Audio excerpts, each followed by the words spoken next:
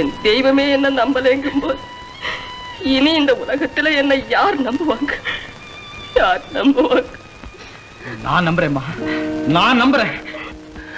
கோபா, அம்மா, மனைவியை பத்தி கணவனுக்கு தெரியலனாலும் மாதாவை பத்தி மகனுக்கு தெரியும்.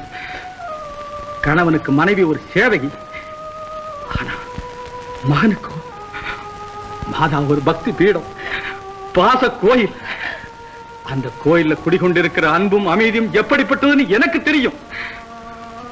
அம்மா, திரண்டு கிடக்கிற பாசிகளை நீக்கி குளத்தை சுத்தப்படுத்துற மாதிரி தீயவர்களை விலக்கி சமூகத்தை தூய்மைப்படுத்தத்தானே என்னை வக்கீலுக்கு படிக்க வச்சீங்க.